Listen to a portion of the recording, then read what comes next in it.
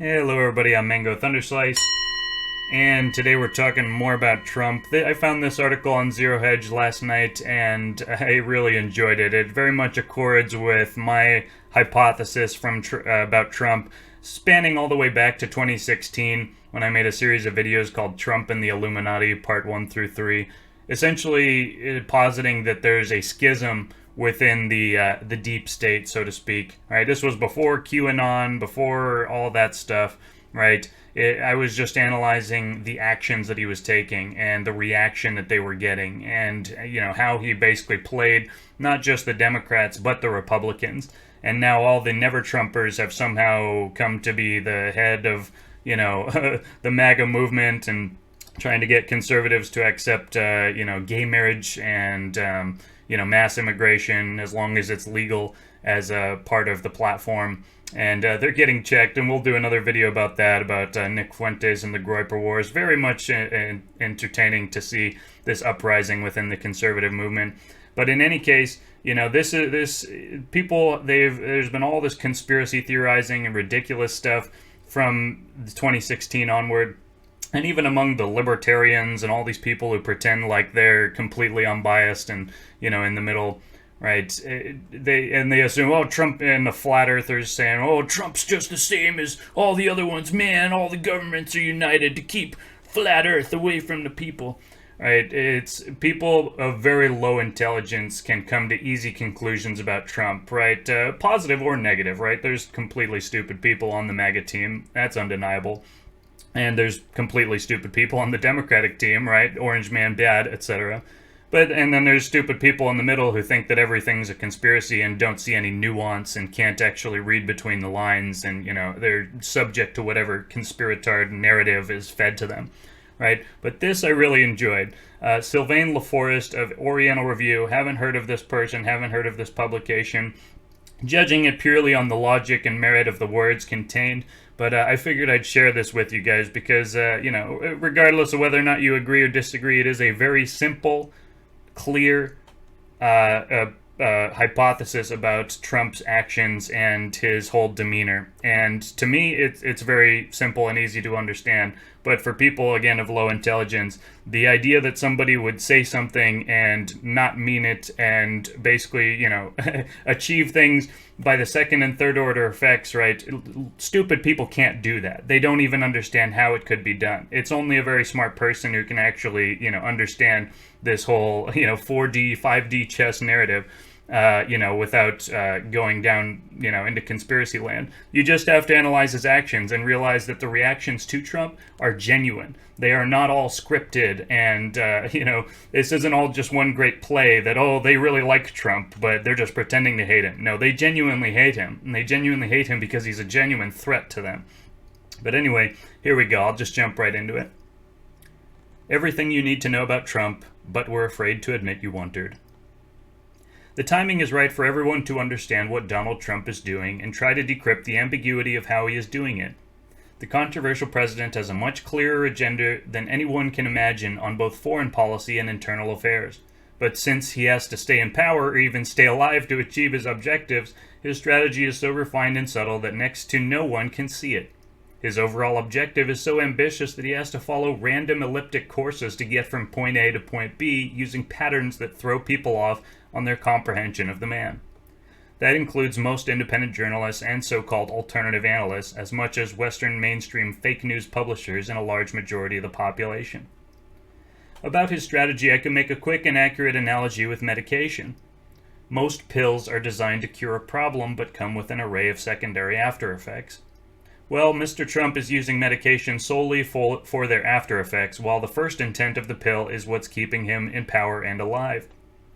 By the end of this article, you'll see that this metaphor applies for just about every decision, move, or declaration he's made. Once you understand what Trump is about, you'll be able to appreciate the extraordinary presidency he's conducting like no predecessor ever came close to match. To start off, let's clear the one aspect of his mission that is straightforward and terribly direct. He's the first and only American president to ever address humanity's worst collective flaw, its total ignorance of reality. Because media and education are both controlled by the handful of billionaires that are running the planet, we don't know anything about our history that's been twisted dry by the winners, and we don't have a clue about our present world. As he stepped in the political arena, Donald popularized the expression fake news to convince the American citizens and the world population as well that media always lies to you. The expression has now become commonplace, but do you realize how deeply shocking is the fact that nearly everything you think you know is totally fake? Media lies don't just cover history and politics, but they have shaped your false perception on topics like economy, food, climate, health, and everything. What if I told you that we know exactly who shot JFK from the grassy knoll, that the foreknowledge of Pearl Harbor was proven in court, that the CO2 greenhouse effect is scientifically absurd, and that our money is created through loans by banks who don't even have the funds, or that science proves with a 100% certainty that 9/11 was an inside job? Ever heard of a mainstream journalist, PBS documentary, or university teacher telling you about any of this? 44 presidents came and went without even raising one word about this huge problem before the 45th came along. Trump knows that freeing the people out of this unfathomable ignorance is the first step to overall freedom, so he started calling mainstream journalists and their news outlets for what they are: pathological liars.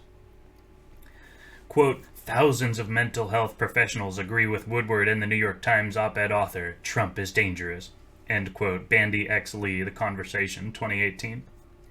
Quote, the question is not whether the president is crazy, but whether he is crazy like a fox or crazy like crazy.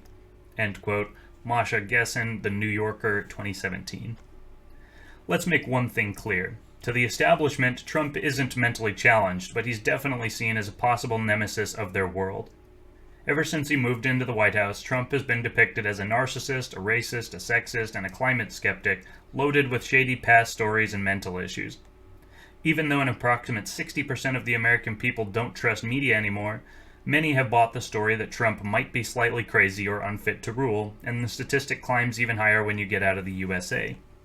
Of course, Donald isn't doing anything special to change the deeply negative perception that so many journalists and people alike have about him. He's openly outrageous and provocative on Twitter. He sounds impulsive and dumb most of the time, acts irrationally, lies on a daily basis, and throws out sanctions and threats as if they were candy canes out of an elf's side bag in a mall in December. Right away, we can destroy one persistent media myth. The image Trump is projecting is self-destructive, and it's the exact opposite of how pathological narcissists act, since they thrive to be loved and admired by everyone. Donald simply doesn't care if you like him or not, which makes him the ultimate anti-narcissist by its psychological definition. And that's not even up for opinion, it's a quite simple and undeniable fact. His general plan exhales from one of his favorite mottos: we will give power back to the people. Because the United States and its imperialist web woven over the world have been in the hands of a few globalist bankers, military, industrial, and multinationals for more than a century. To achieve his plan, he has to end wars abroad, bring back the kids, dismantle NATO and CIA, get control over the Federal Reserve, cut every link with foreign allies, abolish the SWIFT financial system, demolish the propaganda power of the media, drain the swamp of the deep state that's running the spying agencies, and disable the shadow government that's been lurking in the Council on Foreign Relations and the Trilateral Commission's offices. In short, he has to destroy the New World Order and its globalist ideology. The task is huge and dangerous, to say the least. Thankfully, he's not alone. Before we get on to his tactics and techniques, we have to know a little bit more about what's really been going on in the world. Mighty Russia. Since Peter the Great, the whole history of Russia is a permanent demonstration of its will to maintain its political and economical independence from international banks and imperialism, pushing this great nation to help many smaller countries fighting to keep their own independence.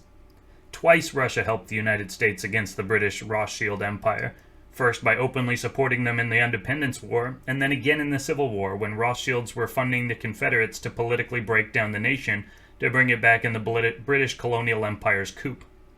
Russia also destroyed Napoleon and the Nazis, whom were both funded by international banks as tools to crush economically independent nations. Independence is in their DNA. After almost a decade of Western oligarchy taking over Russia's economy after the fall of USSR in 1991, Putin took power and drained the Russian swamp. Since then, each and every move that he has made aims to destroy the American Empire or the entity that replaced the British Empire in 1994, which is the non-conspiracy theory name of the New World Order. The new empire is basically the same central banking scheme, with just a slightly different set of owners that switched the British Army for NATO as their world Gestapo. Until Trump came along, Putin was single-handedly fighting the New World Order, whose century-old obsession is the control of the world oil market, since oil is the blood running through the veins of the world economy. Oil is 1,000 times more valuable than gold. Cargo ships, airplanes, and armies don't run on batteries. Therefore, to counter the globalists, Putin developed the best offensive and defensive missile systems, with the result that Russia can now protect every independent oil producer such as Syria, Venezuela, and Iran. Central bankers and the U.S. shadow government are still hanging on to their dying plan, because without a victory in Syria, there's no enlarging Israel, thus ending the century-old fantasy of uniting the Middle East oil production in the hands of the New World Order. Ask Lord Balfour if you have any doubt. That's the real stake of the Syrian war. It's nothing short of do or die. A century of lies. Now, because a shadow government is giving direct orders to CIA and NATO in the name of banks and industries, Trump has no control over the military. The deep state is a rosary of permanent officials ruling Washington and the Pentagon that only respond to their orders. If you still believe the commander-in-chief is in charge, explain why every time Trump ordered to pull out of Syria and Afghanistan, more troops came in. As I'm writing this text, U.S. and NATO troops pulled out of the Kurdish zones, went to Iraq, and came back with heavier equipment around the oil reserves of Syria. Donald has a lot more of swamp draining to do before the Pentagon actually listens to anything he says. Trump should be outraged and should denounce out loud that the military command doesn't bother about what he thinks, but this would ignite an unimaginable chaos and perhaps even a civil war in the U.S. if the citizens who own roughly 393 million weapons in their homes were to learn that private interests are in charge of the military. It would also lead to a very simple but dramatic question. What exactly is the purpose of democracy? These weapons are the titanium fences guarding the population from a totalitarian Big Brother. One has to realize how much trouble the U.S. Army and spying agencies have been going through in creating false flag operations for more than a century, so that their interventions always looked righteous in the name of democracy promotion, human rights, and justice around the planet. They blew up the Maine ship in 1898 to enter the Hispanic-American War, then the Lusitania in 1915 to enter World War I. They pushed Japan to attack Pearl Harbor in 1941, knew about the attack 10 days in advance, and said nothing to the Hawaiian base. They made up a North Vietnamese torpedo aggression on their ships in the Tonkin Bay to justify sending boots on the Vietnamese ground. They made up a story of Iraqi soldiers destroying nurseries to invade Kuwait in 1991. They invented mass destruction weapons to attack Iraq again in 2003 and organized 9/11 to shred the 1789 Constitution, attack Afghanistan, and launch a war on terror. This totally fake mask of virtue has to be preserved for controlling the opinion of the American citizens and their domestic arsenal, who have to believe that they wear the white cowboy hats of democracy. So how did Trump react when he learned that American troops were re-entering Syria? He repeated again and again in every interview and declaration that we have secured the oil fields of Syria, and even added, I'm thinking about sending Exxon in the region to take care of the Syrian oil. Neocons, Zionists, and banks were thrilled, but everyone else is outraged, because the vast majority doesn't understand that Trump is swallowing this pill solely for its after effects. On this single bottle is written in fine print that the use of this drug might force American NATO troops out of Syria under the pressure of the united world community and flabbergasted American population. Trump made the situation unsustainable for NATO to stay in Syria, and how he's been repeating this deeply shocking, politically incorrect position clearly shows his real intention. He destroyed over a century of fake virtue in a single sentence. Trump is a historical anomaly. Trump is only the fourth president in U.S. history to actually fight for the people, unlike all 41 others who mainly channeled the people's money in a pipeline of dollars that ends up in private banks.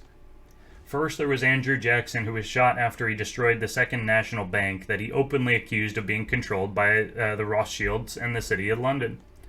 Then there was Abraham Lincoln, who was murdered after printing his greenback national currency that the state issued to pay the soldiers because Lincoln had refused to borrow money from Rothschild at 24% interest. Then there was JFK, who was killed for a dozen reasons that mostly went against the banks and military industry's profits, and now is Donald Trump, who shouted that he would give America back to the people. Like most businessmen, Trump hates banks for the formidable power that they have over the economy. Just take a peek at Henry Ford's only book, The International Jew, to find out how deep was his distrust and hatred of international banks. Trump's businesses have suffered a lot because of these institutions that basically sell you an umbrella only to take it back because it rains. Private banking's control over money creation and interest rates through every central bank of almost every country is a permanent power over nations far above the ephemeral cycle of politicians. By the year 2000, these nation looters were only a few steps away from their planetary totalitarian dream, but a couple of details stood still: Vladimir Putin and 393 million American weapons. Then came along orange-faced Donald, the last piece in the puzzle that we the people needed to terminate 250 years of the banking empire. Techniques and tactics. Early in his mandate, Trump naively tried the direct approach by surrounding himself with establishment rebels like Michael Flynn and Steve Bannon, then by annoying each and every one of his foreign allies, shredding their free trade treaties, imposing taxes on imports, and insulting them in their face in the G7 meetings of 2017 and 2018. The reaction was strong, and everyone doubled down on the Russiagate absurdity, as it looked like the only option to stop the man on his path of globalism destruction. Predictably, the direct approach went nowhere. Flynn and Bannon had to go, and Trump was entangled in a handful of inquiries that made him realize that he wouldn't get anything accomplished with transparency. He had to find a way to annihilate the most dangerous people on the planet, but at the same time, stay in power and alive. He had to smarten up. That's when his genius exploded on the world. He completely changed his strategy and approach and started taking absurd decisions and tweeting outrageous declarations. As threatening and dangerous as some of these first looked, Trump didn't use them for their first-degree meaning, but was aiming at the genuine second-degree effects that his moves would have. And he didn't care about what people thought of him, as he did, for only results count in the end. He would even play buffoon over Twitter, look naive, lunatic, or downright idiotic, perhaps in the hope to impregnate the belief that he didn't know what he's doing, and that he couldn't be that dangerous. He's willfully being politically incorrect to show the ugly face that the United States are hiding behind their mask. The first test on his new approach was to try to stop the growing danger of an attack and invasion of North Korea by NATO. Trump insulted Kim Jong-un through Twitter, called him Rocket Man, and threatened to nuke North Korea to the ground. His raging political incorrectness went on for weeks until it sank in everyone's minds that those were not good reasons to attack a country. He paralyzed NATO.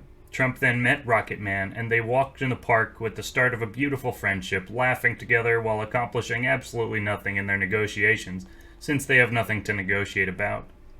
Many were talking about the Nobel Prize for Peace because many don't know that it's usually handed out to whitewashed war criminals like Obama or Kissinger. Then came Venezuela. Trump pushed his tactic a step further to make sure that no one could support an attack on the free country. He put the worst neocons available on the case: Elliot Abrams, formerly convicted of conspiracy in the Iran-Contra deal in the 80s, and John Bolton, famous first-degree warmonger. Trump then confirmed Juan Guaido as his choice for president of Venezuela, an empty puppet so dumb that he can't even see how much he's being used. Again, Trump threatened to burn the country to rubble while the world community watched in awe the total lack of subtlety and diplomacy in Trump's behavior, with the result that Brazil and Colombia backed away and said they wanted nothing to do with an attack on Venezuela. Trump's medicine left only 40 satellite countries worldwide, with presidents and prime ministers brain dead enough to shyly support Guaido the jester. Donald checked the box beside Venezuela on his list and kept scrolling down. Then came the two gifts to Israel: Jerusalem as a capital and the Syrian Golan Heights as its confirmed possession. Netanyahu, whom isn't the sharpest pencil in the box, jumped of joy, and everyone yelled that Trump was a Zionist. The real after-effect result was that the whole of the Middle East united against Israel, which no one can support anymore. Even their historical accomplice Saudi Arabia had to openly disapprove of this huge slap in the face of Islam. The two Trump gifts were in fact backstabs in the Israeli state, whose future doesn't look too bright nowadays, since NATO will have to move out of the region. Check again. As reality sinks in. But there's more. With his lack of control over NATO and the army, Trump is very limited in his actions. At first glance, the outstanding multiplication of economical sanctions on countries like Russia, Turkey, China, Iran, Venezuela, and other nations look tough and merciless. But the reality of these sanctions pushed those countries out of the SWIFT financial system designed to keep enslaving nations through the dollar hegemony, and they're all slipping away from the international bank's grip. It forced Russia, China, and India to create an alternative system of trade payments based on national currencies instead of the almighty dollar. The bipolar reality of the world is now official, and with his upcoming next sanctions, Trump will push more countries out of the SWIFT system to join the other side, while important banks are starting to fall in Europe. Even in the political hurricane Trump is in, he still finds time to display his almost childish, arrogant humor. Look at his grandiose mockery of Hillary Clinton and Barack Obama, as he sat down with the most straight-faced generals he could find to take a picture in a so-called situation room as they faked the monitoring of the death of Baghdadi somewhere he couldn't be, exactly like his criminal predecessors did a long time ago with the fake bin Laden killing. He even pushed the farce to add the details of a dog recognizing Daesh's fake caliph by sniffing his underwear. Now that you understand what Trump is really about, you will be able to appreciate the show in all of its splendor and true meaning. We have secured the oil fields of Syria. Indeed, with this short sentence, Trump joined his voice to that of General Smedley Butler, who rocked the world 80 years ago with a tiny book called War is a Racket. Looting and stealing oil is definitely not as virtuous as promoting democracy and justice. What amazes me is those numerous alternative journalists and analysts who know on the tip of their fingers every technical problem about 9/11 or scientific reality on the absurd global warming story, but still don't have a clue about what Trump is doing 3 years in his mandate because they bought the mainstream media that convinced everyone that Trump is mentally challenged. Quote from Smedley Butler here in the picture. Quote, I served in all commissioned ranks from second lieutenant to major general, and during that period I spent most of my time being a high-class muscle man for big business, for Wall Street, and for the bankers. In short, I was a racketeer for capitalism. I suspected I was just part of the racket all the time. Now I am sure of it. End quote. For those who still entertain doubts about Trump's agenda, do you really believe that the obvious implosion of American imperialism over the planet is a coincidence? Do you still believe that it's because the Russian influence on the 2016 election that the CIA, the FBI, every media, the American Congress, the Federal Reserve, the Democratic Party, and the warmongering half of the Republicans are working against him and are even trying to impeach him? Like most stuff that comes out of media, reality is the exact opposite of what you're being told. Trump might be the most dedicated man to ever set foot in the Oval Office, and certainly the most ambitious and politically incorrect. Conclusion. The world will change drastically between 2020 and 2024. Trump's second and last mandate coincides with Putin's last mandate as president of Russia. There may never be another coincidence like this for a long time, and both know that it's now or perhaps never. Together, they have to end NATO, SWIFT, and the European Union should crumble. Terrorism and anthropogenic global warming will jump in the vortex and disappear with their creators. Trump will have to drain the swamp in the CIA and Pentagon, and he has to nationalize the Federal Reserve. Along with Xi and Modi, they could put a final end to private banking and public affairs by refusing to pay a single penny of their debts and reset the world economy by shifting to national currencies produced by governments, as private banks will fall like dominoes with no more Obama-like servant to bail them out at your expense. Once this is done, unbearable peace and prosperity could roam the planet as our taxes pay for the development of our countries instead of buying useless military gear and paying interest on loans by bankers who didn't even have the money in the first place. If you still don't understand Donald Trump after reading the above, you're hopeless.